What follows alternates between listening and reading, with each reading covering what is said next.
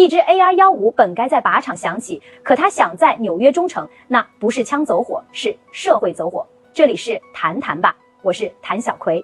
纽约心脏地带发生了今年最令人窒息的一起枪击案。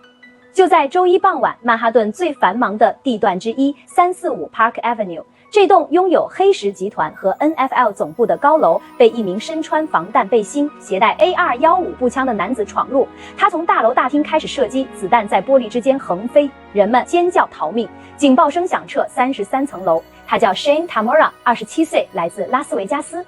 行动前没有宣言，没有预告，就这么闯入都市中枢，把这座金融引擎变成了临时战场。他一路向上，直到33楼，那里他把枪口对准了自己，一人持枪，6人倒下。一名纽约警察当场殉职，另有多名伤者，包括大楼的安保和平民。一些人在洗手间里锁门，一些人趴在厨房地面发信息跟家人说最后的道别。警方和 FBI 火速封锁了街区，地铁停运，直升机盘旋半空，公园大道这个曾被称为世界最安全的商业区，一瞬间变成城市的战壕。你可能会问，这个 Tamura 到底是谁？现在知道的很少，他没前科，合法持枪，只是没人知道他今天早上醒来是带着什么念头，穿上防弹衣，把那只 AR-15塞进包里，走进这座高楼。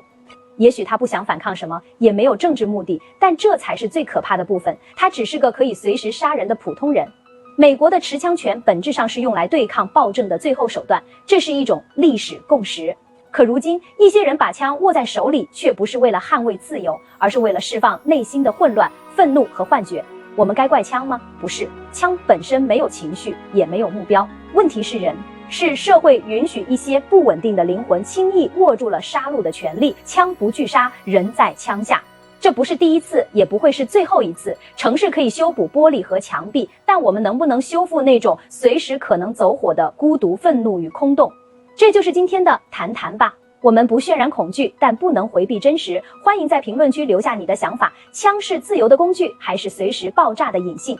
我们谈谈吧。